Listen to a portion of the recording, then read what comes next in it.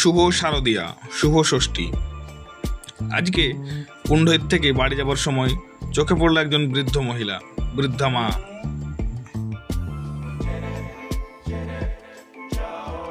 এই বৃদ্ধা মাটিকে দেখে মনে হলো যে পুজো সবার জন্য সমান নয়। কারো অল্পতেই খুশি আর কেউ হাজার পেয়েও খুশি নয়। আসুন ঠাকুমাটির সঙ্গে সরাসরি কথা বলে এবং আপনাদের কাছে তুলে ধরার চেষ্টা করি সেই করুণ কাহিনী। ঠাকুমা, এটা শোনো একটা গো। মানুষটি এতটাই সরল যে ডাকার মাত্র সে চলে এলো এবং শাড়ি দেওয়ার আগে আমি জিজ্ঞাসা করছিলাম, তো বলছে টাকা পয়সা আমার কাছে নেই তো বাবু। তো আমার না, টাকা পয়সা লাগবে না, ফ্রি দিচ্ছি তোমাকে। বাড়ি কোথায়? তোমার ঘর কোথা? হ্যাঁ, এগুলা কি করবে এগুলো? হ্যাঁ, ঝাড়ু হবে? এগুলা বিক্রি করো নাকি? কত পয়সা পাবে মোটামুটি? ও, আর পুজো চলিল, শাড়ি কিনিছ? শাড়ি টাড়ি কিনিছ না কিনো নাই?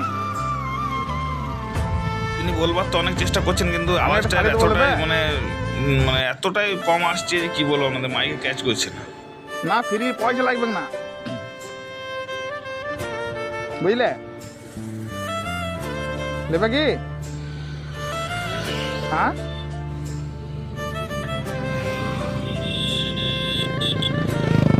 আমরা পুজোতে সবাইকে দিই, বুঝলে? পুজোতে আমরা সবাইকে শাড়ি টাড়ি দিই, পয়সা পাতি লাগবে না, পয়সা পাতি লাগবে না। নেবে কি?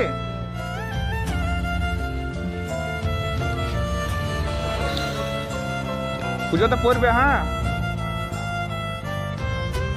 কোথাও শঙ্করপুর? কে কে আছে ঘরে?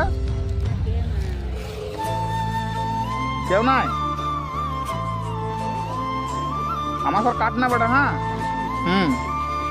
পড়বে আর চিকচিকে দিই, চিকচিকে বললাম।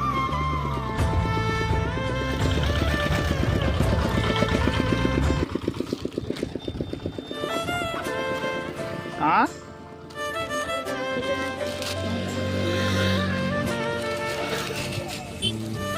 পড়বে। হ্যাঁ, তোমাকে দেখে ঘুরলাম, আমি চলে গেছিলাম ঘর, বুঝলে? তোমাকে দেখে ঘুরলাম। ঠিক আছে, আসো তাহলে। হ্যাঁ, ঝাঁটা তৈরি করো, বিক্রি করো। হ্যাঁ হ্যাঁ হ্যাঁ, সেই ঘরে কেউ নাই তোমার? কোথা গেছি সব? আর তোমার বিটা বেটা নাই? বিটা নাই? নাই?